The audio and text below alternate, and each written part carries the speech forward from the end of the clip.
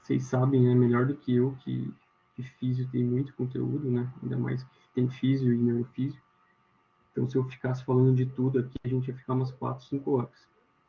Eu tentei pegar bem as partes principais, só para a gente relembrar melhor.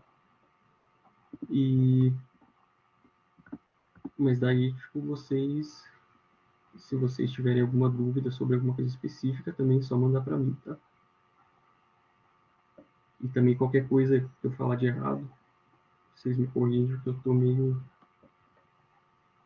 louco com as minhas provas também. Então, vamos lá. Lembrando a estrutura do fígado, né, que a gente começa ali da parte do TGI, a gente vai ter aquela unidade básica do lóbulo hepático. Então, a gente tem o sangue vindo lá das mesentéricas do intestino e vindo pela veia porta. Ele vai entrar, então a ideia é como se o fígado fosse uma porta de entrada para aquele sangue que está vindo ali do intestino. O fígado ele tem várias funções, mas basicamente os hepatócitos aqui que formam essas placas de hepatócitos que tem, que são a unidade básica ali, elas vão estar jogando coisa, meio que filtrando esse sangue e jogando um material aqui dentro dos canalículos, que vai servir tanto como tem uma função de ajudar na digestão, o suco pancreático vai ser jogado lá no intestino, e também tem uma função de excretar algumas coisas que o corpo precisa se livrar. Então, esse sangue ele vai vir da veia porta, a gente tem a artéria hepática também vindo da aorta, ela vem, esse sangue ele vai se misturar aqui, tanto o venoso quanto o arterial, eles se juntam aqui, nesses espaços chamados sinusoides, que ficam em volta das placas de hepatócitos. Separando essas placas de hepatócitos dos sinusoides, a gente vai ter essas células endoteliais e, junto com elas, as células de Kupffer, que são células do sistema imunológico, que vão ajudar na defesa de possíveis micro-organismos que venham desse sangue vindo do intestino. A gente tem aqui, entre as células endoteliais e as placas de hepatócitos, esse espaço de Disse, que é onde a gente vai ter a linfa. E essa linfa vai ser drenado aqui para o ducto linfático, que são aqueles vasinhos lá do sistema linfático que drenam os líquidos do corpo. E por fim, a gente tem os hepatócitos, que vão pegar esse sangue que está vindo do corpo e secretar coisas aqui dentro dos canalículos biliares. Os canalículos biliares eles vão se juntar de todos os lóbulos hepáticos e vão dar origem ao ducto biliar, que vai lá para a vesícula biliar, onde a bile, que é essa substância produzida pelo fígado, vai ficar armazenada até o momento da digestão, quando daí ela vai ser lançada lá no duodeno. Então, a bile, o que é? Ela é uma solução contendo várias coisas. Uma delas são os ácidos biliares, que vão auxiliar na digestão. Então, quando a gente come, a gente vai ter gordura ali nos alimentos, e essas gorduras, elas são placas muito grandes que as enzimas não conseguem agir sobre elas. Então, esses ácidos biliares ali presentes na bile ajudam a emulsificar, a deixar em menores pedaços, para que as enzimas tenham uma maior superfície de contato para agir. Como eu tinha dito, vai ser o meio de excreção de diversos produtos. Os principais que a gente precisa saber, a bilirrubina, que é do metabolismo das hemácias, e a gente tem o colesterol em excesso, que também vai ser jogado ali fora do corpo pela bile. Ao longo desses canalículos, a gente vai ter essas células chamadas colangiócitos, que vão secretar e reabsorver substâncias da bile. Então, os hepatócitos, eles vão secretar a substância ali nos ductos, porém não é a bile final. Os colangiócitos, ao longo dos canalículos, eles ainda fazem algumas mudanças para deixar a bile finalizada. E o produto final vai lá para a vesícula, como eu tinha dito para vocês. Uma coisa importante de todas aquelas proteínas que a gente tem na membrana, que são muitas, não precisa decorar aquilo tudo. Pelo menos também, quando eu tive, não lembro da linha cobrar essas coisas. O raciocínio que a gente tem que ter é que cada coisa vai passar do sangue para dentro dos hepatócitos por alguns transportadores específicos e dos hepatócitos para dentro dos canalículos biliares por alguns transportadores específicos também. E o que a gente tem que ter em mente é que tem uma família de proteínas chamada ABC, que vai utilizar ATP para mandar essas substâncias contra o gradiente delas. Ou seja, está usando ATP, está gastando energia. Então, em situações de choque circulatório, vocês já devem ter aprendido com a linha em RI, quando a gente tem choque, a gente tem uma má perfusão dos tecidos, o fígado vai ter pouco oxigênio, pouco substrato para produzir o ATP, e ele vai entrar em isquemia. Então, essas proteínas aqui vão começar a funcionar menos. E, consequentemente, a bilirrubina direta, que é a conjugada, que é a que o hepatócito está tentando jogar para dentro dos canalículos, ela vai começar a se acumular no corpo. Então, isso é importante clinicamente, porque eu posso medir lá a bilirrubina do corpo e entender que ela está acumulada porque essas proteínas não estão funcionando. Falando da bilirrubina, né, a gente vai ter lá as hemácias. A gente sabe que as hemácias são produzidas pela medula óssea. Então, elas são produzidas e elas têm uma vida de 120 dias. Depois disso, elas são substituídas por novas. Então, deu 120 dias, essas hemácias elas precisam ser metabolizadas. E primeiro, elas vão ser transformadas em M. Depois, essa M é transformada em biliverdina. E a biliverdina, por fim, vai ser transformada em bilirrubina não conjugada, que é a bilirrubina indireta. Então, quando a gente fala de bilirrubina indireta no sangue, é a que veio do metabolismo das hemácias e que o corpo vai precisar jogar lá para dentro do fígado para ser excretado. Quando a gente faz a dosagem da bilirrubina indireta no sangue e tem um aumento dessa bilirrubina indireta, a gente pode pensar que alguma coisa está acontecendo com as hemácias, ou elas estão geralmente é por um problema de destruição acentuada de hemácia. Isso vai gerar uma anemia. Essa bilirrubina não conjugada, lá dentro do fígado, dentro dos hepatócitos, ela vai se conjugar com algumas outras substâncias. Então, ela se junta com outras coisas e forma a bilirrubina conjugada. Essa bilirrubina conjugada, que é chamada de direta, é essa bilirrubina que vai ser jogada para os canalículos biliares. E durante o processo de digestão vai ser jogada no intestino. E aqui, quando ela está dentro do conteúdo intestinal, a parte dela vai ser transformada em urobilinogênio, que vai voltar para o corpo. Uma parte vai para o fígado, uma parte vai ser excretada pela urina e outra parte vai ser excretada pelas fezes. E quando a gente tem um aumento de bilirrubina direta no corpo, isso significa que a gente está tendo problema lá no fígado. Então, o fígado pode ser por conta daquelas proteínas que não estão conseguindo funcionar, mas pode ser também porque está obstruído o fluxo. Então, em doenças do fígado ali, que a gente tem fibrose, que a gente tem uma lesão no fígado, os canalículos eles ficam obstruídos e a gente vai ter essa estase causando um aumento da bilirrubina indireta. Então, a dosagem dessas duas bilirrubinas tem uma importância clínica também na prática. Agora, falando dos sais biliares, que vão ser produzidos a partir do colesterol. Então, o fígado ele tem duas fontes de colesterol. Uma que vem da alimentação, que são 30%, e os outros 70% é o fígado que vai produzir. Desses 70% que o corpo produz, 20% vai para o sangue, transportado por lipoproteína. Então, é aquilo que a gente estuda lá em bioquímica, da HDL e LDL. E os outros 80%, o fígado vai converter em sais biliares que vão ajudar nesse processo de digestão. Isso aqui a gente não precisa decorar, mas a lógica é, a gente vai ter o colesterol, ele vai ser transformado em uma coisa, que é a 7-hidroxicolesterol, e isso vai seguir duas vias.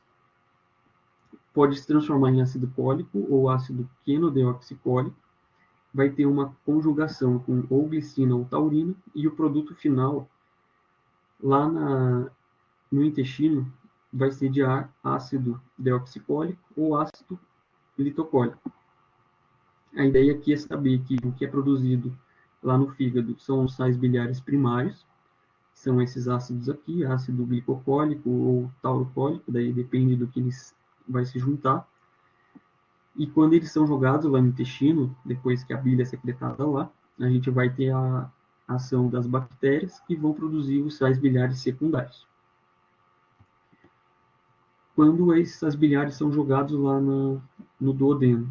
Como que eles vão funcionar? Eles vão formar micelas por conta da conformação bioquímica deles, e eles vão começar a se juntar com lipídios. Então a gente tem os lipídios, as placas de gordura, e essa parte apolar dessas bilhares vai se juntar, vai recobrir essas gorduras, e a gente vai ter esse processo de emulsão, ou seja, de separação dessas placas em pedaços menores, e daí a gente vai ter as lipases agindo sobre essas gorduras. Quando isso acontece, a gente separa, os monoglicerídeos aqui vão para um lado, os sais biliares se separam da gordura, e eles também vão ter uma segunda função, que é ajudar lá no transporte da membrana. Então, quando esses monoglicerídeos precisam passar da membrana para dentro dos enterócitos, esses sais biliares também vão recobrir eles, ajudando nesse transporte. E daí a gente sabe que lá dentro da célula, esses monoglicerídeos vão se juntar de novo com o colesterol e com proteínas, formando a TAG de novo, que era o que a gente tinha aqui no início. E daí vai formar o quilomicron. O quilomicron vai ser esse transportador dos triglicerídeos, que é uma junção dos triglicerídeos com as proteínas, e vai ser levado lá para o ducto linfático. Então, a volta, né, a absorção das gorduras pelo corpo é feita não pelo sistema sanguíneo, e sim pelo sistema linfático. E daí lá no ducto torácico, ele vai para a circulação sanguínea e se dirige para o fígado. Aqui eu tentei fazer um esquema para ajudar vocês a entender melhor. Eu não sei se a Aline vai cobrar essas coisas, isso aqui é mais de bioquímica. Eu não sou a pessoa mais indicada também para falar sobre isso. Eu consegui passar em bioquímica sem entender direito essas coisas. Espero que a Patrícia não me escute. Mas conversei com a Yara, ela me ajudou a entender um pouquinho disso. E acho que vocês entendem até melhor que eu. Mas só para tentar ficar mais claro aqui, a gente tem o quilomicron ali no intestino, que vai ser reabsorvido. Pela ação da lipase proteica, ele vai perdendo colesterol para o corpo, vai perdendo gordura ali para o corpo, que ele vai deixando ao longo do caminho dele, e a gente vai ter o remanescente de quilomicron, que vai entrar nos hepatócitos. Então aqui a gente tem esse processo sendo descrito, o quilomicron indo lá para o capilar, e os remanescentes de quilomicron indo para o fígado. A gente tem o fígado produzindo triglicerídeo e colesterol, que vão ser transportados pelo VLDL. Então, aqui sai do fígado a gordura, o triglicerídeo e o colesterol transportados pelo VLDL, eles vão para os capilares com o objetivo de fornecer gordura para o corpo, para os tecidos que precisam. E também a gente vai ter daí os remanescentes de VLDL, depois que eles deixam a gordura pelo corpo, e eles voltam para o fígado. Esse VLDL que está no sangue, ele pode trocar a ApoC2 dele e dar para o HDL, pegar colesterol do HDL, e quando ele faz isso, ele se transforma em DL. Esse DL vai voltar para o fígado. Ou esse DL pode também doar o IpoE dele para HDL, e daí ele se transforma em LDL. O LDL vai liberar colesterol para as células e depois vai voltar para o fígado. Então, quando a gente fala de HDL e LDL, a gente está falando de transportadores de colesterol para o corpo. E eu lembro que na minha prova caiu algumas coisas disso, de saber quais eram as proteínas de cada um. Então, tentem lembrar dessas coisas aqui. É mais decoreba, né, infelizmente. Lembrar do quilomicron, que é a apoproteína B48, o VLDL, a ApoB100, C2 e AE, o HDL, que é a ApoA1, e o LDL, que é a ApoB100. Mas, basicamente, isso aqui é mais coisa de bioquímica mesmo. Eu não sei o quanto a Aline vai focar nisso. Agora, entrando na parte de TGI. Primeiro falando da movimentação. Então, a gente vai ter dois tipos de onda lá no intestino, que vão ser responsáveis pela movimentação ali do trato gastrointestinal. A gente tem as ondas lentas, que são variações do potencial de ação da membrana. Então, a membrana, quando ela está em repouso aqui, ela está em mais ou menos menos 50 milivolts. Porém, no trato gastrointestinal, as células elas não ficam em repouso absoluto, elas ficam variando o potencial de membrana delas, que seriam essas ondas lentas. Porém, essas ondas lentas, elas não são capazes de gerar potencial de ação. Lembra por quê? Porque a gente precisa chegar naquele limiar, que quando atinge o limiar, a gente tem, de fato, a liberação do potencial de ação. Essas ondas lentas não conseguem chegar nesse limiar. Elas são apenas variações do potencial de membrana. Quando a gente tem esses potenciais em espícula ou ponto, daí realmente a gente vai ter a liberação do potencial de ação, porque ele vai atingir aquele limiar que a gente precisa, ela vai ficar mais positiva do que ela estava, porque entram cargas positivas dentro dela, e a gente consegue a despolarização. Essa despolarização faz com que o músculo consiga contrair e relaxar, gerando a movimentação que a gente precisa, tanto para a mistura dos alimentos, quanto para impulsionar eles para frente. E a gente também vai ter hiperpolarização, que seria por processos de quando a gente quer inibir a movimentação ali do TGI. Então, as células elas ficam mais negativas do que elas já são no repouso, e isso dificulta ainda mais a liberação do potencial de ação por ficar mais distante ainda do limiar que a gente precisa para atingir esse potencial de ação. Os três fatores que vão estimular essa despolarização, ou seja, que vão desencadear o potencial de ação das células do TGI para que ocorra a movimentação. É o estiramento do músculo. Então, quando o alimento passa ali pelo trato gastrointestinal, a gente tem o estiramento, e isso vai mexer com os plexos que a gente tem ali, fazendo com que sejam liberados acetilcolina através da função do sistema parasimpático. Então, lembra que o parasimpático está envolvido com o processo de digestão, ele vai ser ativado quando a gente está em repouso, e a gente tem a liberação também de hormônios gastrointestinais específicos, que vão agir ali na musculatura, fazendo com que ela se movimente.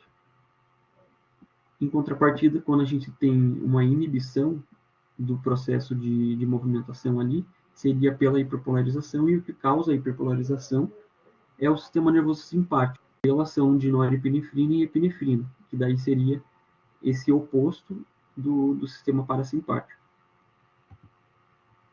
Os hormônios, então, que vão ser liberados ali pela parede do trato gastrointestinal.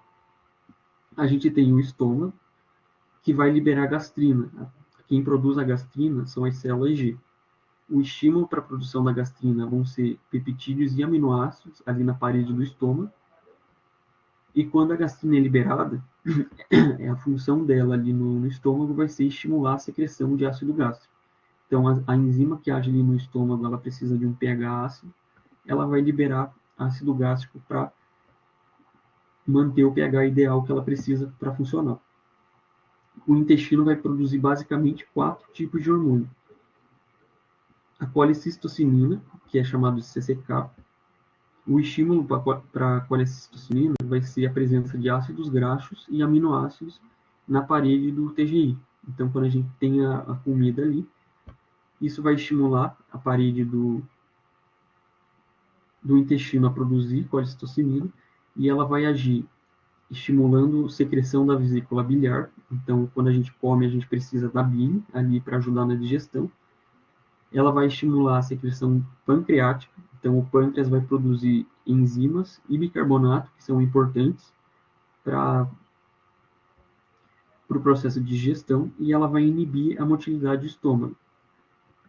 A secretina, ela vai ser liberada pelo intestino quando a gente tiver a presença de ácidos ali na parede, e ela vai estimular a secreção do bicarbonato. Então, faz sentido a gente pensar que no duodeno a gente precisa de um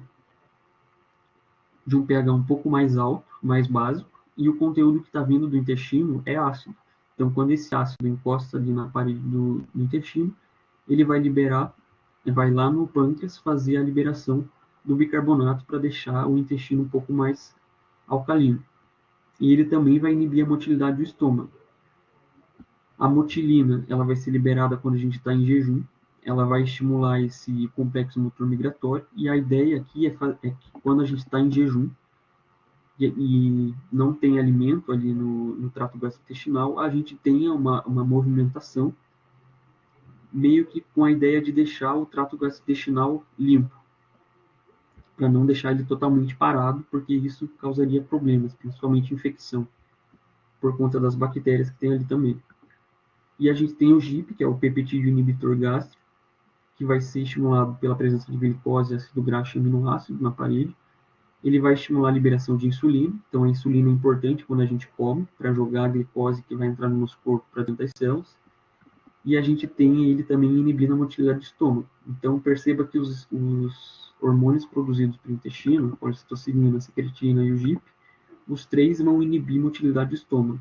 A ideia aqui é, o estômago já fez o trabalho dele, o conteúdo foi jogado no intestino, e agora o intestino precisa trabalhar em pH mais básico. Então eu vou inibir o estômago para que não venha mais conteúdo ácido e dificulte o trabalho que eu estou fazendo ali no intestino.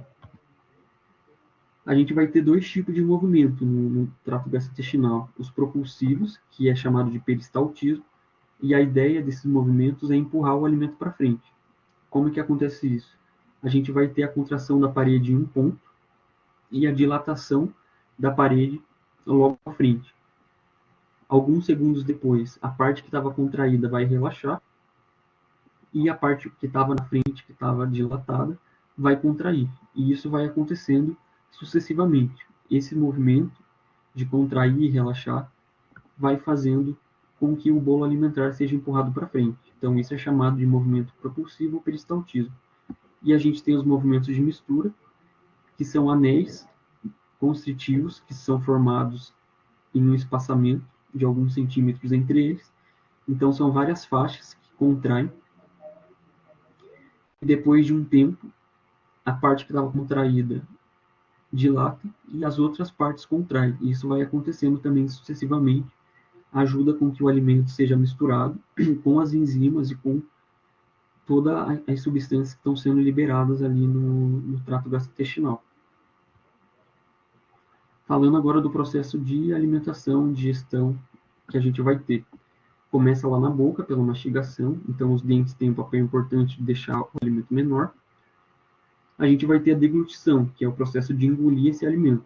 A gente tem 3 estágios. O estágio voluntário, que é a gente mesmo empurrando o alimento, fazendo com que a língua se contrai ali e vá para trás, empurrando o alimento.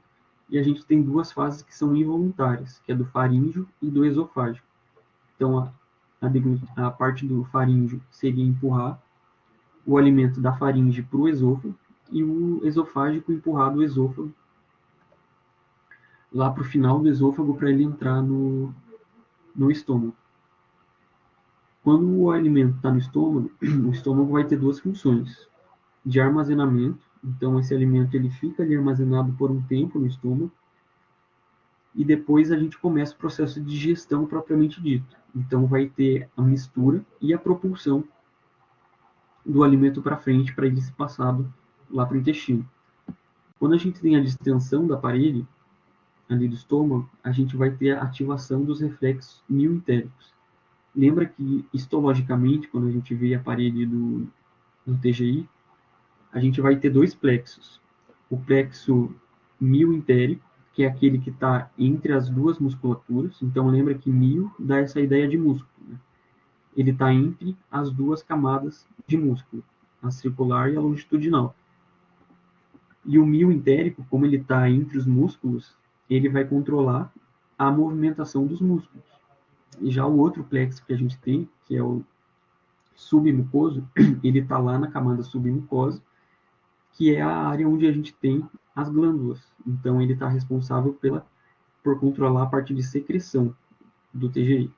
Então, quando a gente tem a distensão da parede, é aquele plexo mioentérico que vai ser ativado, vão ter reflexos ali, que vão ativar o sistema parasimpático, e vai ter uma série de aquela liberação de acetilcolina, que vai fazer com que haja o potencial de ação sendo liberado e o músculo vai contrair.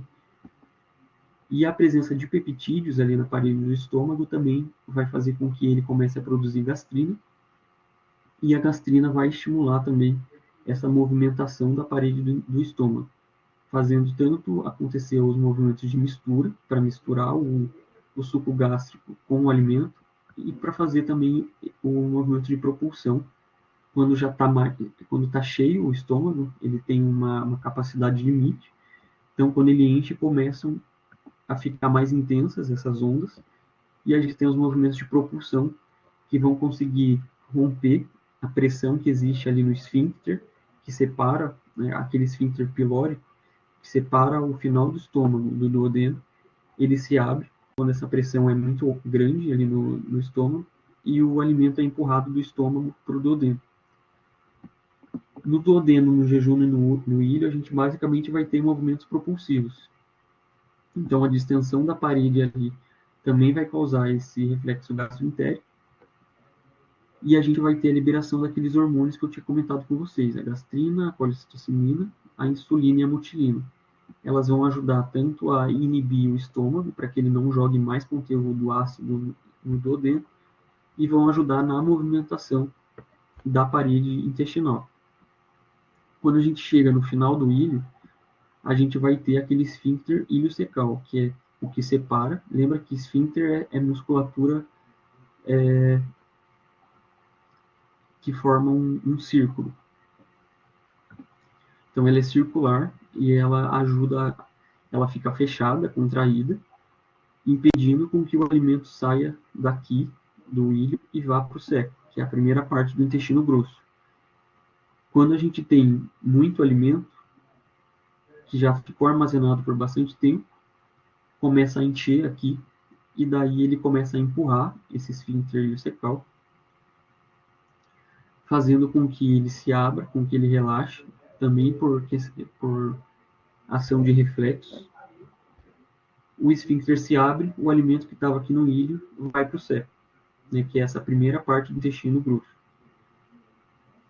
Quando a gente tem aqui o intestino grosso, ele vai ter duas funções principalmente. Essa primeira parte, que é do ascendente, a primeira parte aqui do transverso, estão responsáveis por absorção de água e eletrólitos. Então, quando chega aqui o bolo alimentar, ainda está muito líquido. Então, para deixar mais consistente as fezes, para que elas sejam excretadas do corpo, essa parte aqui do início vai ser responsável por começar a reabsorver água e eletrólito. Já essa parte mais do final, do transverso, e a parte do descendente, vai ser responsável pela parte de armazenamento. Então, vai ficar armazenadas as fezes aqui. No momento em que começar a aumentar a quantidade, ele começa a ter os movimentos propulsivos, que começam a jogar para o colo. O colo, ele sempre vai ficar, o reto, que é a última parte aqui, sempre vai ficar vazio. Quando o alimento começa a ser empurrado e a parede do reto é distendida, é quando a gente vai ter o reflexo para a evacuação. E daí lembra que a gente tem os esfíncteres, o interno e o externo. O interno, ele é controlado de forma autônoma pelo corpo, já o externo é a gente mesmo que controla ele. Agora falando da digestão dos alimentos, né? Basicamente a gente vai ter carboidrato, proteína e lipídio, e a ideia da digestão é transformar as cadeias grandes em cadeias pequenas. Então os carboidratos é pegar polissacarídeo, de sacarídeo transformar em monossacarídeo, que é o que vai ser reabsorvido pelas células, quebrar as proteínas, as ligações peptídicas, e transformar em aminoácido livre, e transformar as TAGs em ácido graxo glicerol para eles conseguirem passar pela membrana da célula. E a gente vai ter as secreções que vão ajudar nessa digestão. Então começa pela saliva, que vai ter a pitialina, que é a enzima que vai ajudar na digestão do amido, e já começa ali na boca, então. E lembrar que a saliva ela tem também uma concentração alta de bicarbonato de potássio, enquanto a secreção do fígado e do pâncreas tem bicarbonato de sódio, a saliva tem de bicarbonato de potássio. Secreção gástrica. Então aqui é um pouquinho mais complexo, a gente vai ter as células principais que estão produzindo pepsinogênio. Então, para lembrar disso, é só lembrar que a principal função do estômago é na digestão de proteínas. Então, as células principais vão estar produzindo a enzima responsável por essa digestão, que é o pepsinogênio, que é a forma inativa da pepsina. As células parietais ou oxínticas, que são sinônimos, elas vão produzir HCl, que é o ácido clorídrico, e o fator intrínseco, que é aquele fator responsável que vai ajudar lá na absorção da vitamina B12. As células G vão estar produzindo gastrina, e a gente vai ter outras produções ali pela parede do estômago, que são a histamina, somatostatina, lisozima e muco. Então, como que vai funcionar? A gente vai ter a proteína ali na parede do estômago, e isso vai ser o sinal para as células G começarem a produzir gastrina. As células G produzindo gastrina, a gastrina ela vai começar a atuar, fazendo com que tanto as células parietais comecem a produzir HCl de forma direta, a gastrina vai fazer isso, mas ela também vai estimular o estômago a produzir histamina. E a histamina também vai lá nas células parietais estimular a produção de HCl.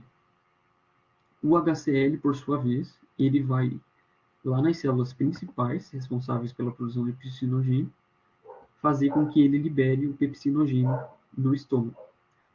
Então a gente já vai ter, por conta dessa proteína que entrou em contato com a parede do estômago, ter a liberação do HCl, que vai dar o pH que a gente precisa, mais a liberação da enzima que a gente precisa para degradar a proteína. E outra coisa que a gente vai ter também é a distensão da parede causada pelo alimento ali, que vai ativar aquele plexo submucoso, fazendo com que a acetilcolina seja liberada. E a acetilcolina também vai estimular as células principais a produzir pepsinogênio. Agora que o alimento saiu do estômago e foi para o duodeno, a gente precisa das secreções pancreáticas e das secreções do fígado, que é a bile. As duas vão ser jogadas lá no duodeno, mas qual que vai ser o estímulo para a liberação delas? Então, primeiro lembrar que a secreção pancreática é basicamente a principal responsável pela digestão dos alimentos. São as enzimas mais potentes. Então, ela vai ter enzima para digerir proteína, que seria a tripsina, a quimiotripsina e a carboxipolipeptidase. Lembrar que a tripsina é responsável pela ativação das outras. Então, essas outras enzimas são liberadas naquela forma inativa, e a tripsina vai ativar elas. A gente tem a amilase pancreática, que é responsável pela digestão dos carboidratos, e a gente vai ter a lipase pancreática, o colesterol esterase e fosfolipase, que são responsáveis pela digestão de gordura. Daí é só lembrar do nome delas que fica fácil de entender no que elas vão estar agindo. E além das enzimas, a gente vai ter a produção de bicarbonato de sódio pelo pâncreas, também por conta daquela questão de deixar o duodeno mais básico, porque essas enzimas aqui, elas agem preferencialmente em ambiente básico. O estímulo para a secreção, para a produção dessas enzimas e pela liberação delas, vai ser de acetilcolina e colecistocinina. Então, lembra que distendeu a parede ali do intestino, do duodeno, liberou a acetilcolina vai começar a liberar essas enzimas pelo pâncreas, e a colecistocinina, que vai ser produzida em estímulo à presença de alimentos ali na parede do duodeno. E a gente vai ter a secretina. Lembra que a secretina está principalmente relacionada à liberação de bicarbonato de sódio, o que faz sentido, porque o estímulo da secretina, para ele ser liberado, é justamente a presença de ácido lá no duodeno. Então, o conteúdo que veio do estômago ácido foi jogado no duodeno. Essa acidez estimula a produção de secretina, que vai lá no pâncreas e faz ele liberar o bicarbonato de sódio. Essas enzimas, elas precisam, para elas serem liberadas lá no duodeno, serem carregadas por água e eletrólitos. Então, é só quando a secretina age, que a secretina vai fazer a liberação do bicarbonato de sódio, que está diluído em água, que vai carregar também as enzimas juntas. E a gente vai ter a secreção da bile. Então, a bile, ela contém aqueles produtos que eu já falei para vocês, né? Bilirrubina, colesterol que precisam ser excretados do corpo. Vai ter bicarbonato de sódio também, que ajuda a manter o pH mais básico. E vai ter os sais biliares, que são os que ajudam na emulsificação dos lipídios. E o estímulo para a liberação da bile vai ser a colecistocinina. Então, quando a gente tem a presença de alimentos ali no intestino, produz a colecistocinina, ela vai lá na vesícula biliar, faz com que ela contraia e jogue a bile para dentro do duodeno. A gente vai ter secreções no intestino delgado, que basicamente é muco alcalino, que também ajuda a proteger a parede ali do intestino, para que ele não seja digerido pelas enzimas. Água e eletrólitos. E os hormônios que a gente tinha comentado, né? Secretina, colecistocinina. As enzimas que tem ali no intestino delgado, elas não são secretadas na luz do intestino. Elas vão agir diretamente nas células, ou seja, ali nos enterócitos, que são os responsáveis pela absorção dos nutrientes. Então, essas enzimas elas estão ali. Quando o alimento vai passar pela membrana, o alimento que já foi previamente digerido, essas enzimas aqui vão fazer a digestão final, que seriam as menores cadeias possíveis, né? Os aminoácidos livres, os monossacarídeos e o ácido graxo e glicerol. Então a gente vai ter peptidase, que vai ser responsável por liberar aminoácido livre ali na membrana, para que ele consiga passar para dentro do enterócito. Sucrase, maltase, isomaltase e lactase, cada uma também tem o nome do substrato em que elas vão agir, que seriam carboidratos, para ter monossacarídeo ali para passar pela membrana, e a lipase intestinal, que é responsável pela quebra de gordura, mas lembra que a lipase intestinal ela praticamente nem é precisa, porque a lipase pancreática é muito potente e praticamente já consegue fazer todo o trabalho sozinho. E no intestino grosso, basicamente a única secreção é muco também para proteção da parede do intestino. Agora da digestão e absorção. Então a pitialina, que foi produzida pela boca, ela vai agir sobre os carboidratos, 5% deles direto na boca, nos segundos, minutos que a gente fica com o alimento ali na boca, mas 30 a 40% vai ser uma ação lá no estômago. Então, o alimento vai ficar no estômago armazenado, a pitialina vai ficar ali agindo sobre 30 a 40% desses carboidratos, transformando a amida em glicose e em maltose. A gente vai ter a ação da amilase pancreática, que vai ser jogado lá no duodeno, que vai agir sobre os carboidratos, transformando ele em maltose, em pequenos polímeros de glicose. E a gente vai ter a ação de lactase, sacarase, maltase e alfa-dextrinase, que é ali direto nos enterócitos. Então, é na parede deles que elas vão estar transformando disacarídeos em monossacarídeos para que eles consigam passar para dentro dos enterócitos. E a absorção vai ser de glicose e galactose, cotransportada por sódio, e da frutose, transportada por difusão. Agora, falando de proteína, começa no estômago, com a pepsina, e a pepsina basicamente vai digerir o colágeno que envolve as proteínas. Então, não é a digestão em si das fibras mesmo, e sim do colágeno que está envolvendo elas. A tripsina e quimitripsina vai liberar pequenos peptídeos, já a carboxypolipeptidase já libera aminoácidos individuais. Então, essas três enzimas aqui em laranja são liberadas pelo suco pancreático e agem lá no duodeno. E a gente tem as peptidases, que estão lá na membrana dos enterócitos, no duodeno, e vão liberar aminoácidos individualmente para eles passarem pela membrana do hepatócito. E a absorção pode ser tanto de dipeptídeo, tripeptídeo ou de aminoácido livre. Então não precisa necessariamente ser o aminoácido livre, mas pode ser em cadeias de 2 aminoácidos ou 3 aminoácidos.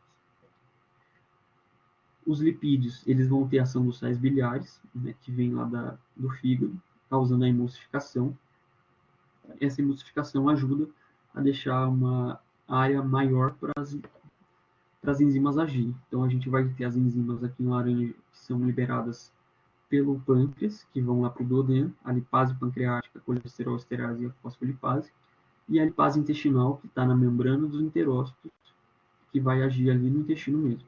e a absorção vai ser em monoglicerídeos e ácidos gráficos, que vão passar pelos enterócitos e formar os quilomicrons. Absorção de água e íons. A água vai ser por osmose, então ela vai seguir o meio que está mais concentrado.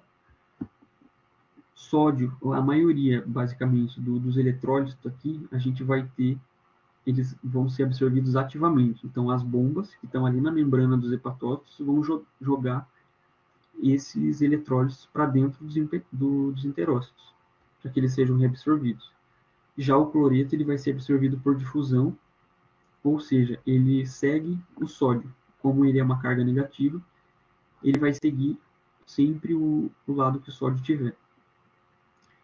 No duodeno e jejúnio, que são as primeiras partes do intestino delgado, a gente vai ter bicarbonato sendo absorvido em forma de CO2. Então, aquele processo de pegar o CO2, colocar para dentro da célula e depois transformar em bicarbonato. Isso é importante porque se a gente tem doença em jejum, a gente pode ter acidose metabólica, porque a gente não vai estar absorvendo o bicarbonato de forma satisfatória. Então, a gente vai estar perdendo bicarbonato nas fezes. Se a gente perde base, a gente fica com acidose. E é metabólica porque é em relação ao bicarbonato. E no íleo e no intestino grosso, que o íleo é a última parte do intestino delgado, e daí o intestino grosso, a gente vai ter o contrário. A gente vai ter cloreto sendo absorvido em troca de um bicarbonato. Então, a gente está absorvendo cloreto e excretando bicarbonato. Esse bicarbonato ali do intestino grosso ele vai ser importante para neutralizar os produtos ácidos que as bactérias ali do intestino grosso formam. Então, tenho essa visão das duas coisas que estão acontecendo com o bicarbonato. No início do duodeno e jejum, ele está sendo reabsorvido, e no final, lá para o intestino grosso, ele está sendo excretado. Agora vamos passar para a parte do rim. A gente tem o processo de filtração. Então, os vasos sanguíneos eles vão chegar ali no rim, vai ter toda aquela divisão, e eles vão formar a arteríola aferente. A arteríola aferente vai entrar no glomérulo. Então, aqui a gente tem a representação. Ela entrou. Aqui a gente tem os capilares glomerulares sendo representados. E a gente vai ter, então, essa filtração do sangue que está aqui dentro do capilar, passando para dentro do espaço de Bowman.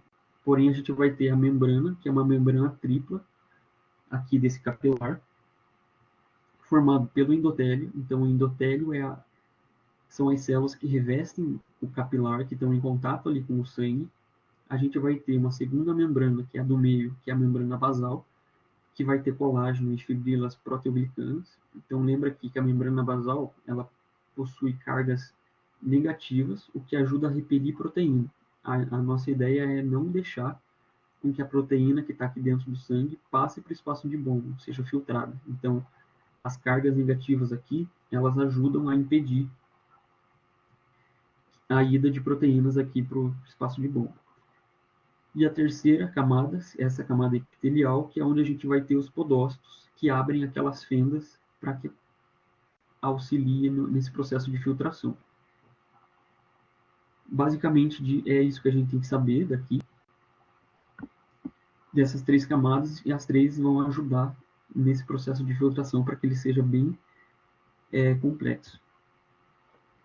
E a gente vai ter essa pressão de filtração, né? Então, a arteríola aferente que está entrando lá no glomérulo, ela vai entrar e depois de várias divisões que ela tem aqui dentro do glomérulo, ela sai pela arteríola eferente. E a gente vai ter essas pressões que vão controlar a quantidade que está sendo filtrada, ou seja, a quantidade de sangue que está passando aqui de dentro dos vasos para dentro da cápsula de Bowman. Basicamente são duas de cada lado. A gente vai ter pressão hidrostática do capilar glomerular. Sempre que a gente fala em pressão hidrostática, a gente pensa na força que o líquido está fazendo para sair da onde ele está. Então, o sangue está fazendo uma força aqui para sair do capilar e entrar na cápsula de Bowman. Essa é a pressão hidrostática do capilar glomerular. A gente vai ter também a pressão hidrostática da cápsula de Bowman. Está em vermelho aqui porque ela é contra a filtração. Então, é a força que o líquido que está na cápsula de Bowman faz para ir para dentro do capilar. No caso, é uma pressão menor. Então, essa pressão do capilar glomerular vence, a gente consegue ter o processo de filtração. Mas aqui, essa pressão hidrostática do capilar de Bowman, ela é contrária, ela é negativa. E a gente vai ter pressão coloidosmótica. Quando a gente fala em pressão coloidosmótica, a gente está falando da concentração, basicamente, de proteínas dentro do nosso líquido. Então, quanto mais proteína a gente tem, maior é a pressão coloidosmótica, maior é a agrudentice que a gente tem dentro desse compartimento e mais vai atrair água. Então, enquanto a hidrostática seria a força que o líquido faz para sair, a pressão coloidosmótica é o quanto aquele líquido puxa mais líquido ainda para dentro dele, para dentro da onde ele está, para que ele consiga ficar menos concentrado. Então, a pressão coloidosmótica do capilar glomerular, ela está puxando líquido para dentro do capilar, então ela é contrária ao processo de filtração.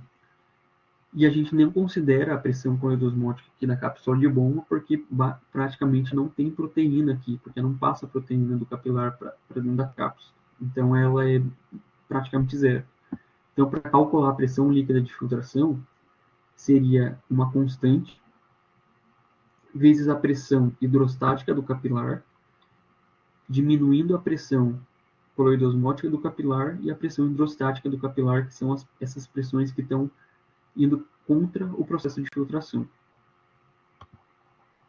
E a gente vai ter uma regulação desse processo de filtração. Então, o corpo ele vai regular o quanto ele quer que seja filtrado, a depender da quantidade de água que a gente tem no corpo, a depender da quantidade de eletrólitos que a gente tem no corpo, a depender principalmente da pressão arterial que a gente tem no corpo. Então, quando a gente está com uma pressão muito alta, tem muito líquido dentro dos vasos, o corpo ele vai, através do rim, regular isso, fazendo com que aumente a filtração para que eu tire mais água do corpo. Então, sempre pensar em aumento de filtração como aumento da produção de urina e liberação desse excesso de água do corpo. E quando a gente tem processo de desidratação, vai acontecer o contrário. A gente tem pouca água no corpo, pouco líquido. A gente vai estar em estado de depressão do espaço. Então, o corpo vai começar a filtrar menos para reter mais água e urinar menos para ter menor perda renal. A gente tem duas ações aqui que vão reduzir a taxa de filtração, então que vão diminuir a quantidade de água que a gente está perdendo, que seria o sistema simpático, norepinefrina, epinefrina e endotelina. Então, são ação de hormônios, que são hormônios de fuga, assim como o sistema simpático, que também é ativado em situações de fuga. São situações em que a gente precisa parar esse processo de filtração para urinar menos, para reter mais água, porque a gente precisa de uma maior pressão. A gente precisa que o sangue vá com mais força para os órgãos, porque a gente está em uma situação de estresse fisiológico. Então, vai diminuir a taxa de filtração. Eles fazem isso através da constrição das arteríolas, aquelas que a gente conversou antes, tanto a aferente quanto a eferente. Porque se eles fazem a constrição delas, eu diminuo o fluxo de sangue que está dentro ali da cápsula de Bowman, do glomero, eu diminuo o processo de filtração. Em contrapartida, a gente vai ter a angiotensina 2, prostaglandina, bradicinina e óxido nítrico agindo, fazendo com que a taxa de filtração aumente, ou seja, que eu libere mais urina. Então, aqui a gente vai ter uma vasoconstrição da eferente pela angiotensina 2. Se eu faço vasoconstrição da eferente, eu prendo o sangue dentro do glomérulo. Então, ele está entrando normal pela aferente, mas ele não está conseguindo sair pela eferente. Então, a pressão ali do glomérulo vai aumentar, eu aumento a minha taxa de filtração. Prostaglandinas, bradicininas e óxidos nítricos são vasodilatadores, então eles vão dilatar a arteríola aferente, que é a que está recebendo sangue, e com essa vasodilatação a gente aumenta a pressão hidrostática, porque está chegando sangue com mais força, e isso vai aumentar a taxa de filtração. Além desses controles que são mais extra-renais, né, que vêm do corpo, de uma forma geral, a gente vai ter uma forma do próprio rim se autorregular. Como que vai acontecer isso? É pela ação da mácula densa. Então, a gente tem aqui a arteríola aferente, o sangue está entrando, a arteríola eferente ele está saindo. A mácula densa é uma estrutura que está lá no túbulo distal. Então, aqui a gente vai ter o túbulo proximal, vai formar as alças de Henle, e depois aqui o túbulo distal. Essa mácula densa ela é sensível aos níveis de sódio. Então, no caso da gente estar filtrando pouco, é sinal de que a gente está com pouco líquido no corpo. A gente está desidratado, com pouca água. A mácula densa ela vai sentir os baixos níveis de sódio, porque a água, guarde isso, a água ela sempre acompanha os níveis de sódio. Se eu aumento a concentração de sódio no corpo, eu aumento a água. Se eu diminuo a concentração de sódio no corpo, eu diminuo a água. Então, quando a gente está com depressão do espaço, um pouco líquido, a gente está com pouco sódio. Então, a mácula densa vai sentir esse pouco sódio e ela vai mandar sinais, tanto para a arteríola aferente quanto para a eferente. O que ela vai fazer na arteríola aferente? Ela faz com que essas células justaglomerulares aqui comecem a liberar substâncias que fazem com que a arteríola aferente dilatem. Com essa dilatação, vai chegar mais sangue com mais força, aumenta a pressão hidrostática, eu começo a filtrar mais. Já na arteríola eferente, ela vai passar o sinal para as células justaglomerulares para que elas produzam renina. A renina vai começar a aumentar a produção de angiotensina 1. A angiotensina 1 vai ser convertida em angiotensina 2 pela enzima conversora de angiotensina, que é a ECA. E a angiotensina 2 ela vai ter aquele efeito que a gente já conversado, de fazer constrição da eferente. Com a constrição da eferente associado à dilatação da aferente, o sangue está chegando em maior velocidade e não está conseguindo sair direito porque aqui está bloqueado. Então a gente tem aumento da pressão hidrostática, começa a aumentar a filtração. O que faz sentido, porque o sinal que desencadeou tudo isso foi justamente uma diminuição da quantidade de sódio sentido pela mácula densa, porque tinha pouca água. Então ela sentiu que tinha pouco líquido no corpo, começa a filtrar mais. Agora falando de reabsorção e secreção. A gente filtrou. O filtrado está ali dentro dos tubos. Ele vai passar. A gente tem esse processo de reabsorção, que é o líquido que foi filtrado passar de novo para dentro das células. A gente também vai ter forças agindo. Então, aquele capilar, aquela arteríola eferente que saiu do glomero, ela vai sair e ela vai dar origem ao capilar peritubular, que é um capilar que vai ficar em volta ali dos túbulos. E é para cá que vai ser reabsorvido o que foi filtrado. E a gente vai ter aquelas mesmas forças agindo. Então, a gente tem a força hidrostática do interstício. Quando a gente fala de interstício, é o espaço que está envolvendo os túbulos renais e o capilar. Então, a gente tem a força hidrostática do interstício, que é a força que o líquido que está aqui faz para ir para dentro do capilar peritubular. Então, é uma força favorável à reabsorção, porque eu estou jogando de novo para dentro do capilar. A gente vai ter a pressão poliosmótica do capilar. Então, é o quanto o líquido que está dentro do capilar está grudento, está com concentração alta de proteína. Também vai ser favorável à reabsorção, porque vai estar puxando o líquido que está aqui, que veio do túbulo, para dentro do capilar. E a gente vai ter as forças contrárias à reabsorção. Então, a pressão hidrostática do capilar, então a força que o líquido que está dentro do capilar vai fazer para sair dele, então está indo contra a reabsorção, e a pressão coilosmótica do próprio interstício, então o quanto ele está concentrado de proteínas, puxando esse líquido do capilar para fora, para o interstício, e indo contra o processo de reabsorção. Falando do processo de reabsorção do túbulo proximal, que vai ser a primeira parte ali depois do glomero.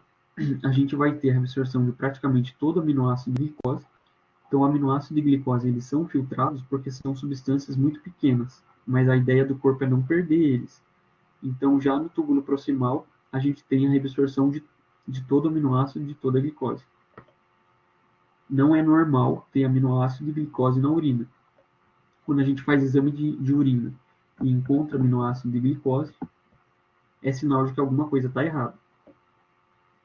65% do sódio vai ser reabsorvido aqui no túbulo proximal. Essa reabsorção vai ser por cotransporte com os aminoácidos e a glicose. E a gente vai ter 80% da reabsorção de bicarbonato.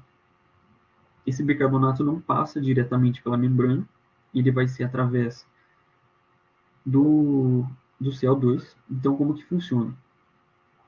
A gente tem o CO2 ali na membrana, que veio a partir do bicarbonato que a gente filtrou. Então, a gente filtrou o bicarbonato, ele está lá no lume, ele precisa ser reabsorvido, precisa passar aqui para o capilar. Esse bicarbonato, ele vai se juntar com H+, e formar o ácido carbônico. O ácido carbônico é fraco, ele se dissocia em água e CO2. A água continua aqui no lume, que vai formar a urina. O CO2, por difusão, passa para dentro da célula. Aqui, por ação da anidrase carbônica, ele vai se juntar com a água de novo, formar o ácido carbônico. O ácido carbônico, um H+, pela ação da bomba aqui, vai ser jogado lá para fora, volume de novo, para se juntar com novos bicarbonatos. E o bicarbonato que sobrou aqui vai, em cotransporte com o sódio, ser jogado aqui para dentro do capilar. É difícil decorar essas coisas, mas basicamente o que a gente tem que pensar é que a gente tem o bicarbonato que precisa ser reabsorvido, ele vai ser transformado em CO2, dentro da célula o CO2 se transforma em bicarbonato de novo, e daí o bicarbonato é reabsorvido. Depois que sai do túbulo proximal, ele vai para a alça de Henle, que tem 3 pedaços. Um ramo descendente, que é todo fino, e um ramo ascendente, que parte dele é fina e a parte final é espessa. No segmento descendente, a gente vai ter níveis mínimos de atividade metabólica. Por quê? Porque aqui praticamente não tem transportadores na membrana. Basicamente, o que a gente tem aqui são transportadores para água. Então, essa parte descendente aqui, ela é permeável à água. Já a parte ascendente, a gente vai ter bastante transportadores. A gente vai ter o principal, que é o 1Na, um sódio, 2 cloreto, 1 potássio, que vai fazer a absorção bastante sódio, então ele vai ser importante para a absorção do sódio. Porém, essa parte ascendente tem um metabolismo alto, ela é impermeável à água. Então, aqui a única coisa que vai ser reabsorvida são os eletrólitos mesmo, não são, a água não passa. E a gente vai ter secreção de hidrogênio. Então, lá de dentro do interstício, de dentro dos capilares, vai estar sendo jogado hidrogênio aqui para dentro da alça de Henle, para ser excretada pela urina. Essa bomba aqui que está agindo, está jogando um sódio, 2 cloreto, um potássio aqui para dentro, e esses íons vão ser reabsorvidos. Eles vão passar aqui pela membrana do interstício e ir lá para dentro do capilar peritubular. Porém, o potássio ele volta pelos canais de escape de potássio que a gente tem aqui na membrana. Então, se a gente está tirando 2 cargas positivas, né, um sódio e um potássio, e 2 cargas negativas, e jogando aqui para dentro, tecnicamente aqui ficaria neutro. Porém, o potássio volta. Com a volta do potássio, essa parte aqui de dentro do lume, vai ficar positiva. Ficando positiva, ela começa a repelir os cátions, a repelir tudo que tem carga positiva. Então, essa volta do potássio ajuda na reabsorção desses outros cátions aqui, que vão passar por difusão. O sódio, o próprio potássio, o cálcio e o magnésio. Então, eles passam por difusão, sendo atraídos pela carga negativa que vai estar aqui fora, porque aqui fora a gente está passando 2 cloreto e um sódio, então está mais negativo. Esses cátions vão passar para cá. É nessa região que a gente vai ter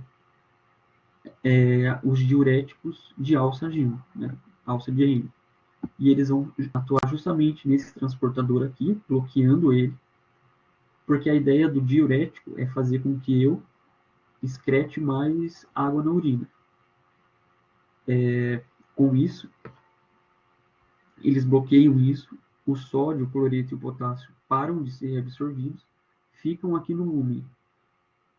Como eu tinha dito para vocês, a água segue o sódio. Então, se eu estou deixando mais sódio aqui no lumen, a água está ficando também, e a gente vai ter uma maior liberação de água pela urina. Os diuréticos são um dos principais medicamentos usados contra a pressão alta. Então, um dos motivos de pressão alta é justamente esse aumento da quantidade de líquido no corpo, que faz com que a pressão arterial fique maior. A gente usa diurético para liberar mais volume do corpo e diminuir a pressão. Agora a gente vai falar do túbulo distal. Ele é dividido em uma parte inicial e uma parte final, porque elas atuam de maneira diferente. Nessa parte inicial do túbulo distal, que é onde a gente tem aquela mácula densa, que é a estrutura que está em comunicação ali com as arteríolas aferentes e eferentes, a gente vai ter reabsorção do cotransportador NaCl.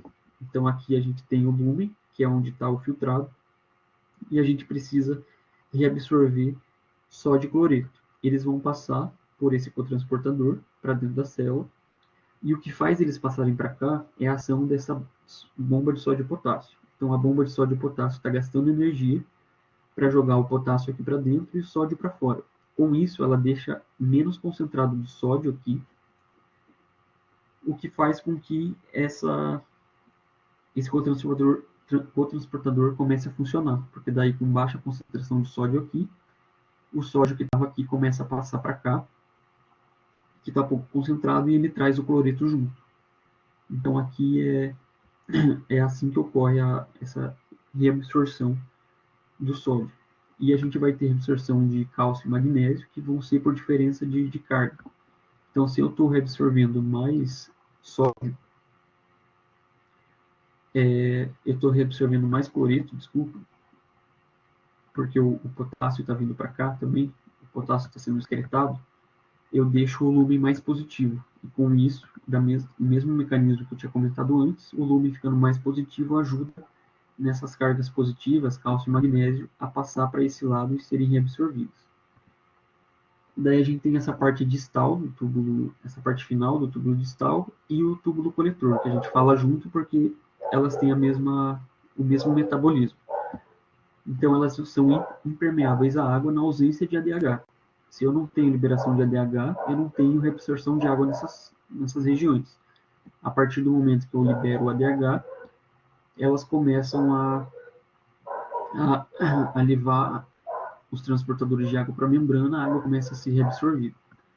A gente vai ter 3 tipos de célula nessas regiões. As células principais, que vão reabsorver sódio e secretar potássio. Basicamente é o mesmo princípio que eu tinha falado ali antes no túbulo distal da parte do início.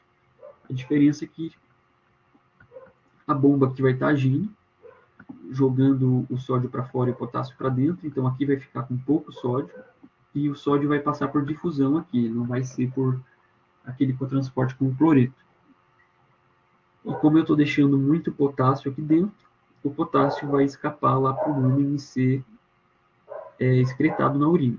Lembra que nas aulas de endócrino a gente falava da ação da aldosterona, que ela agia lá nos túbulos do rim, reabsorvendo sódio e excretando potássio. Então aqui a gente tem essa ação dela estimulando essa bomba. Quando a aldosterona estimula essa bomba, ela faz com que a gente aumente a reabsorção do sódio e comece a aumentar a excreção do potássio. Lembra que uma das coisas que estimulavam a aldosterona a ser liberada é justamente um aumento dos níveis de potássio no corpo. Então, aumentei potássio, ele vai lá no córtex adrenal, estimula a produção de aldosterona, que vem aqui e faz essa bomba agir mais, fazendo que mais potássio seja jogado para dentro da célula e depois vá para o lumen para ser excretado do corpo.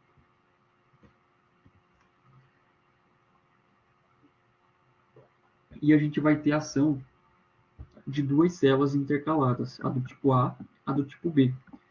Lembra que a do tipo A ela vai ser ativada quando a gente está em acidose, a do tipo B quando a gente está em alcalose ou basicose.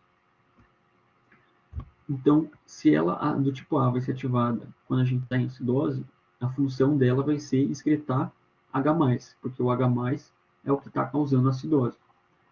Como que vai acontecer esse processo? A gente tem uma bomba aqui na membrana fazendo com que esse hidrogênio seja excretado. Então, é através de gasto de energia. A gente tem o CO2 que está aqui no... Sempre que a gente pensa em secreção de H+, a gente tem que pensar em reabsorção de bicarbonato, porque o corpo, o rim, ele sempre está fazendo essa troca. Ele troca um bicarbonato por um hidrogênio. Lembra que eu tinha o CO2 lá no interstício, que foi... Ele veio através do bicarbonato, né, se transformou em CO2, passou por difusão aqui, a anidrase carbônica começou a agir, eu tive a formação do bicarbonato e do H+. Esse H+, pela ação das bombas, vai ser jogado fora para a urina. Já o bicarbonato que foi formado, que na verdade já era o bicarbonato que estava lá fora, que passou para dentro em forma de CO2, aqui dentro ele vai ser trocado por cloreto. Então, vem cloreto para dentro, o bicarbonato para fora. E assim a gente tem essa correção do processo de acidose que a gente tinha. Conseguiu reabsorver uma base, ao mesmo tempo em que jogou fora o íon hidrogênio, que é o que causa essa diminuição do pH. Já as células do tipo intercaladas B, elas são o exato oposto. Então, se vocês perceberem, é a mesma célula, só que trocada os lados das membranas. Então, essa membrana que estava voltada para o lumen tubular aqui no tipo A, é a membrana que está voltada para o interstício lá na célula do tipo B. Então, as bombas aqui, elas vão estar funcionando, gastando energia para jogar o hidrogênio de volta para dentro do corpo. Então, a gente está pegando aquele CO2, trazendo para dentro da célula, ele vai ser transformado em H+ e bicarbonato, enquanto o H+ está sendo jogado para dentro do corpo de novo, o bicarbonato vai ser jogado para fora. Então, a gente está excretando uma base e reabsorvendo um ácido. E isso vai resolver esse processo de alcalose. O mecanismo contracorrente, para a gente fechar essa parte, o que a gente tem que entender é a fisiologia do que vai estar acontecendo em cada segmento da alça de Henle. Então, como eu tinha dito para vocês, o ramo descendente, ele não tem transportadores de íons aqui na membrana. Então, a única coisa que vai estar acontecendo é que ele vai perder água. A água, ela sempre vai diluir os meios. Então, se eu tenho 300 milhões aqui, que vieram lá do túbulo proximal, eu vou perder água para o meio, para o interstício, até que o que eu tenho aqui dentro se iguale ao que tenho lá fora. Então, a água ela vai passar até que eu fique 300 dos dois lados. E isso sucessivamente. Se eu perdi água aqui em cima, a parte lá de baixo ficou mais concentrada. Daí, de 600, eu vou perder água até que o meio externo também fique com 600 para igualar. Se eu perdi água aqui, o fluxo vai seguindo, eu vou ficando cada vez mais concentrado. Cheguei lá no final da minha alça de Henle, eu estou com uma altíssima concentração desse fluido. Ele está com 1.200 miliosmols. Quando a gente vai para a alça ascendente, a água não vai passar, porque a gente não tem canal de água aqui, então é impermeável. Em contrapartida, a gente tem aqueles cotransportadores de um sódio, 2 cloreto, um potássio, que vão estar jogando soluto para fora. Se eu estou jogando soluto para fora, o que vai estar acontecendo? De 1.200 eu passo para 900 de concentração, depois para 600, depois para 100. Então, a gente vai perdendo soluto e vai ficando cada vez menos concentrado. E o quanto que vai sair de soluto? Aqueles transportadores de íons que ficam aqui, eles conseguem criar um gradiente de 200 miliosmols. Então, eles vão jogar para fora até que a parte de fora fique 200 vezes mais concentrada, não, né? Fique com uma diferença de 200 miliosmols daqui de dentro e daqui para fora. E, na verdade, são esses cotransportadores que vão gerar essas cargas, essa concentração que a gente está vendo do lado de fora. Então, elas jogam de forma ativa. Eu tive os 300 aqui em cima, 500, 600, 900, 1.200 aqui. E daí, quando o filtrado for passar por aqui, pela parte ascendente, é que daí a gente vai perder a água para que ela se iguale com a concentração que foi criada aqui pelos próprios cotransportadores ali da alça ascendente. Qual é a ideia do mecanismo contracorrente? A gente perde muita água durante o dia, por várias formas. Pelas fezes, pelas secreções ali do trato gastrointestinal, pela própria urina, pelo suor, pela respiração. Quando a gente expira, a gente perde água. Então, o corpo, o rim, ele tem uma forma de... É uma forma dele de reter água no corpo para evitar essa perda que a gente... Para compensar essa perda que a gente teve durante o dia. A ideia dele de reter água é deixar a urina concentrada, ou seja, com pouca água. Reti água, a urina ficou concentrada, eu expresso essa urina com pouca água. Só que a água, lembra que eu disse que ela vai passar por difusão, ou seja, ela passa por osmose para onde está mais concentrado. Se a gente quer tirar a água daqui de dentro do tubo para passar para o interstício, para ser reabsorvida, para compensar essa perda que a gente precisa deixar um interstício muito concentrado para a água conseguir passar. Então, a forma do corpo fazer isso é justamente por esse mecanismo contracorrente. E a anatomia da alça de Henle que vai ajudar nisso. Porque se a gente considerasse que fosse um túbulo reto, na horizontal, todo esse processo aqui não ia estar acontecendo. É justamente o fato dessa parte descendente ser permeável à água e a parte ascendente só ter o transporte de íons e não ser permeável à água, nesse formato específico que ajuda com que isso aconteça, com que essa parte do interstício aqui fique bastante concentrada na parte de baixo, fazendo com que a água consiga ser reabsorvida, porque daí o ADH vai ser liberado, os transportadores de água vão para a membrana, a água consegue passar dentro dos tubos para fora, e dessa forma a gente retém água. Então, basicamente, isso aqui eu já expliquei para vocês, vai chegar aqui, vai ter todo aquele processo. Veja aqui que eu deixei exemplificada essa imagem para mostrar os 200 miliosmóis de diferença. Então, jogou soluto para fora até que aqui fica com 200 de diferença. Está 300 aqui, está 500, 200, 400, 100, 300. A água aqui vai passar e ela vai indo para fora até equilibrar a parte de dentro com a parte de fora. E quanto mais fundo a gente for na alça de Henle, mais concentrado vai estar. Chegamos lá no túbulo contorcido, está muito pouco concentrado, está bem diluído porque a gente foi jogando soluto para fora. Aqui a gente vai jogar ainda mais soluto para fora e a gente vai começar aquele processo de reabsorção de água, porque daí é aqui que vai agir o ADH. O ADH vai fazer com que os transportadores fiquem aqui na membrana e a água começa a sair seguindo essa alta concentração que está aqui no interstício. Lembra que a ureia também vai ser importante nesse processo. O ADH também faz com que os transportadores de ureia vão para a membrana. É importante porque se a água passasse sozinha para cá, a concentração ia diminuir.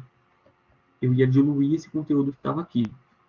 A ureia passa junto para manter a concentração alta, porque ela também age na osmolaridade.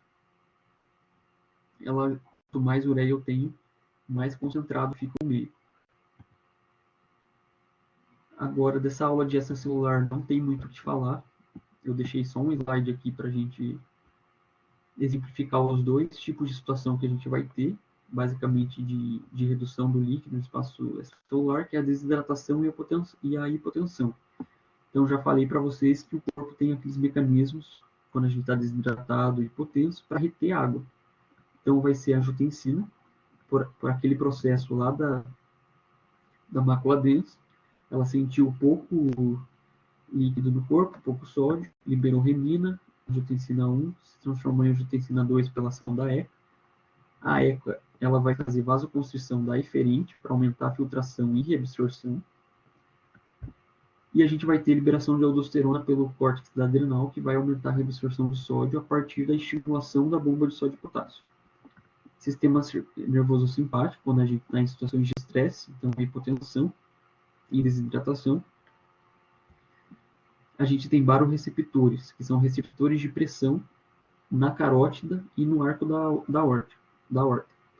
Esses receptores de pressão, eles sentem que a pressão está baixa e eles começam a liberar hormônios que fazem vasoconstrição sistêmica para aumentar essa pressão que está baixa. E a gente tem a ação do ADH. Então, principalmente quando a gente está desidratado, vai ter aquele processo que envolve lá o hipotálamo, que vai liberar o ADH, que é o hormônio antidiurético. Então, ele vai fazer com que a gente retenha mais água ali no rim. E ele também é o outro nome do ADH é vasopressina, porque ele tem esse efeito de vasoconstrição sistêmica também, o que ajuda na hipotensão. Regulação ácido-base. A gente tem 3 formas de regular o pH do nosso corpo. O primeiro é a solução tampão, então a gente vai ter hemoglobina e bicarbonato. Lembra que a hemoglobina é através da ligação do H+, lá na hemoglobina, então ela serve como um reservatório de ácido no nosso corpo e é uma ação a curto prazo, não é uma solução, você não vai estar tirando esse excesso de ácido do seu corpo, você vai estar apenas escondendo ele para uma situação aguda ali. E a gente tem o bicarbonato, a partir daquela reação, então quando eu aumento o ácido no corpo, tem uma acidose, eu vou fazer com que a reação se mova para esse lado esquerdo. Então o H+ começa a se juntar com o bicarbonato. Então o bicarbonato aqui está agindo como tampão. Lembra que a definição de tampão é toda substância que se liga no hidrogênio de forma reversível. Esse excesso de hidrogênio que está causando acidose se liga a mais bicarbonatos, gera o ácido carbônico, se dissocia em CO2 e H2O. O CO2 é expulso do corpo pela respiração. Em contrapartida, quando a gente tem um aumento uma diminuição do H+, que seria uma alcalose, a gente vai ter a reação se movendo para a direita, então para o lado de formação do H+. A regulação respiratória, basicamente, é através da fórmula também. Daí seria focado no CO2. Se eu tenho uma acidose, o pulmão ele vai começar a liberar mais CO2 pela respiração para diminuir a acidose, e se eu tenho uma alcalose, a gente começa a respirar menos, para soltar menos CO2, para ter uma retenção de ácido no corpo, para ajudar nessa alcalose. E a gente tem o centro respiratório lá no bulbo, que vai ser sensível a esses níveis de CO2 e H+, e vai estimular a musculatura lá do pulmão, ou a aumentar a ventilação para eliminar mais CO2, ou a diminuir a ventilação, para aumentar a ventilação e eliminar mais CO2, ou diminuir a ventilação, né, ter uma frequência respiratória mais baixa, para aumentar os níveis de CO2 do corpo. E a gente tem um controle renal, que vai demorar mais para acontecer, mas vai ser mais efetivo, porque ele, de fato, vai ou reabsorver hidrogênio e secretar bicarbonato, em situações de alcalose, que precisa de mais hidrogênio no corpo, ou em situações de acidose, ele vai secretar esse hidrogênio e reabsorver o bicarbonato. Então, a gente vai ter secreção do hidrogênio nos segmentos iniciais, ali no tubo proximal, que vai ser por aquele processo que eu já falei para vocês. A gente tem o CO2, que vai se difundir para a célula, e a gente tem a formação do bicarbonato e hidrogênio aqui dentro, pela ação da anidado carbônico. O bicarbonato é reabsorvido, o hidrogênio é secretado. Lembra que em situações fisiológicas, normalmente no corpo já, a gente tem mais ácido do que base, porque o metabolismo do corpo, principalmente de proteínas, ele gera uma maior acidez, produtos ácidos no corpo. Então o rim ele está constantemente fazendo isso aqui, secretando hidrogênio, porque a gente teve uma maior produção de ácido durante o dia. Quando a gente está em acidose, o corpo diminui esse processo. Quando a gente está em alcalose, desculpa, ele vai reduzir isso para reter mais hidrogênio. Mas em situações normais, ele vai estar fazendo isso porque a gente já tem naturalmente esse excesso de H+. E daí o H+ vai ser excretado lá no lume do tubo e excretado aqui a partir do ácido carbônico. Nos segmentos finais, a secreção de hidrogênio vai ser basicamente a mesma coisa. Sempre pensar no CO2 se difundindo para dentro da célula, que é um ácido, vai ter a formação do bicarbonato, o bicarbonato vai ser reabsorvido, enquanto o H+, vai ser excretado. A diferença é que aqui nos segmentos finais é por bomba, então aqui é um processo ativo. O corpo vai estar gastando energia para jogar esse hidrogênio para fora.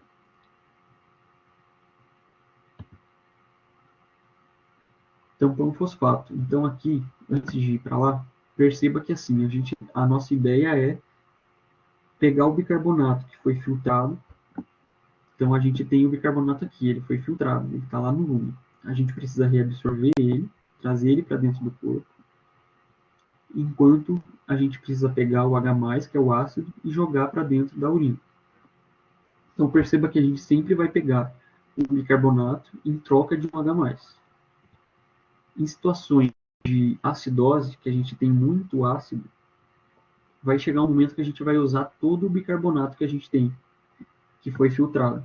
Então, tudo que a gente tinha lá no lume tubular de bicarbonato vai ser usado para trocar por hidrogênio, mas a gente ainda tem hidrogênio para ser secretado. O rim vai começar a usar sistemas tampões. Um deles é o fosfato. Como que vai funcionar? Essa troca de fosfato por hidrogênio. Lá no lumen a gente vai ter o fosfato, aqui, que está ligado com o sódio, porque ele forma um sal. O corpo vai começar através do CO2 que estava lá no líquido intersticial, ele vai, a partir da anidrase carbônica, transformar em bicarbonato e hidrogênio. O bicarbonato vai ser reabsorvido e o hidrogênio vai ser mandado lá para o lumen tubular. Esse hidrogênio vai se juntar com o fosfato para ser excretado na urina. Então, a urina ela também tem um limite de pH. Eu não posso começar a jogar um monte de hidrogênio na urina e deixar muito ácido. Então, esse fosfato se ligando aqui no hidrogênio, eu permito que a urina não fique tão ácida assim. E perceba que a gente teve a formação de um bicarbonato. Esse bicarbonato ele é considerado um ganho efetivo de bicarbonato pelo rim. Ou seja, eu produzi ele de uma fonte nova. Quando a gente fala lá do controle que acontece nos segmentos iniciais, a gente já tinha o bicarbonato lá no lumen que foi filtrado pelos glomérulos, e depois esse bicarbonato vai ser passado para dentro do corpo aqui e ser reabsorvido. Então eu não tenho um ganho efetivo, eu já tinha esse bicarbonato no corpo, ele só foi reabsorvido. Aqui não, eu criei bicarbonato e joguei para dentro do corpo de novo, enquanto o hidrogênio foi excretado lá pelo tampão fosfato. O problema é que a maior parte do fosfato que a gente tem ali no lumen tubular, ele é reabsorvido pelo corpo. Então, o corpo acaba usando muito mais o tampão amônio para se juntar com o hidrogênio e ser liberado lá na urina.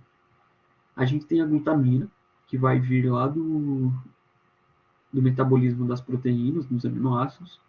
Ela vai chegar ali no rim e vai passar por uma série de reações químicas, fazendo com que ela se transforme em bicarbonato e em amônio, que é o NH4+.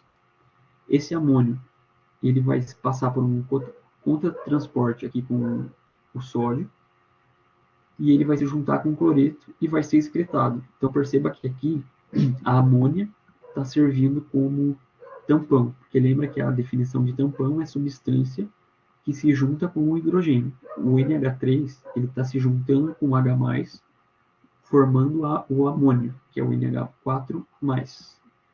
E daí o NH4+, que é o ácido, está sendo jogado lá na urina para ser excretado, junto com esse amônio, que vai ser o nosso tampão, o amônio, o NH3. Isso acontece nas células tubulares proximais. Lá nas células dos túbulos coletores, o processo vai ser diferente. A gente vai ter o CO2 entrando na célula, ação da anidrase carbônica, formou bicarbonato e H+, o bicarbonato foi jogado para o corpo. Perceba que aqui esse bicarbonato também é considerado, tanto aqui como aqui, é considerado uma fonte nova de bicarbonato. Então, é um ganho efetivo que a gente está tendo.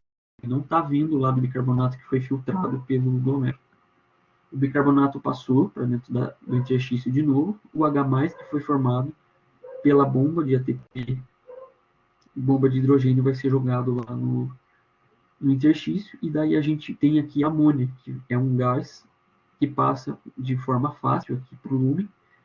E a gente vai ter a junção da amônia com o H+, formando o NH4+. Então, aqui ele está servindo como tampão, porque ele está se juntando com o H+, para ajudar na excreção. Lembra que a função dos tampões é permitir com que o H+ se ligue a alguma coisa para que a acidez da urina não seja tão acentuada. Então, a gente tem esses dois tampões, o fosfato e a amônia. E quando a gente tem a ação desses dois tampões, a gente vai ter o ganho efetivo de bicarbonato. Anion gap.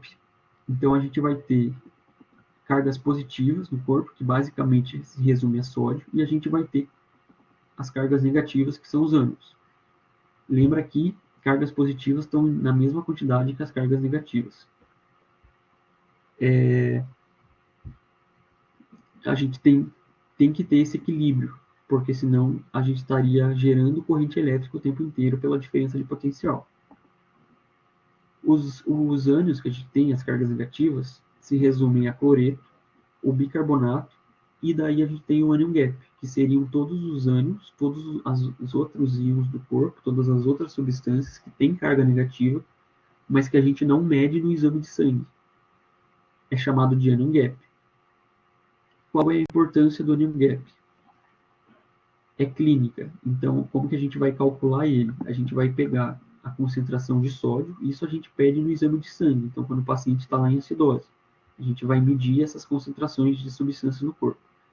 Pede o sódio, vai pegar a concentração de sódio, diminuir pela concentração de bicarbonato e cloreto, o que sobrar é o anion gap. O que esse anion gap vai dizer para a gente? O valor normal dele está entre 8 e 16.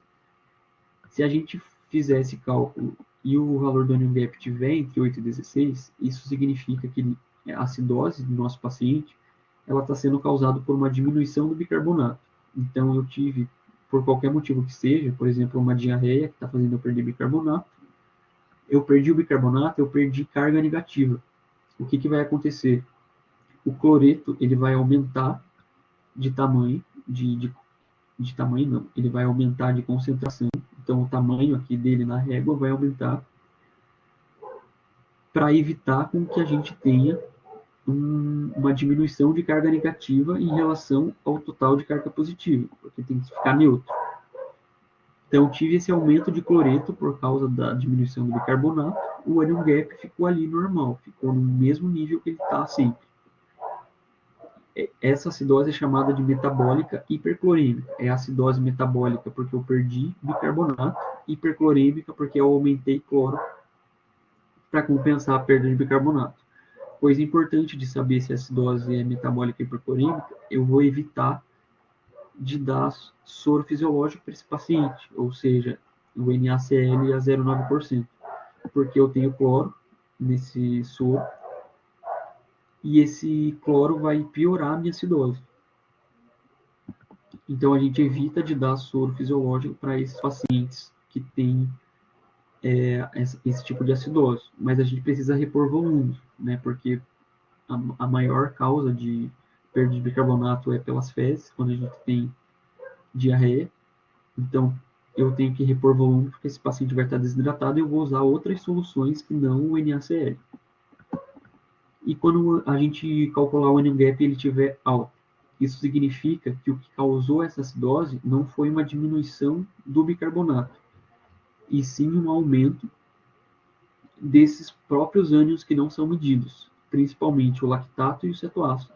Então, quando a gente está em acidose, por conta de diminuição da oferta de oxigênio, por exemplo, numa situação de isquemia ou numa situação de diabéticos do tipo 1 tem bastante aumento de cetoácido porque eles não têm glicose nas células direito por falta de insulina, então não tem glicose para produzir energia, começa a fazer aquele metabolismo anaeróbico, que faz produzir lactato, faz produzir cetoácido, gerando uma acidose por aumento desses ácidos.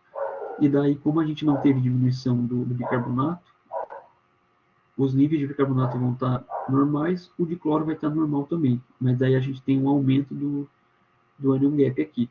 Então a gente consegue diferenciar esses dois tipos de acidose. Agora de regulação eletrolítica. O potássio. A gente tem formas de regular o potássio, que é colocando dentro da célula, quando ele está alto. Então, os fatores que estimulam a ida do potássio para dentro da célula: a insulina, o hormônio beta-2 adrenérgico, o T3, que é o hormônio da tireoide, a aldosterona e a alcalose. Todos esses fatores aqui, eles colocam o potássio dentro do intracelular através do estímulo da bomba de sódio e potássio. Lembra que essa bomba de sódio e potássio coloca o potássio para dentro.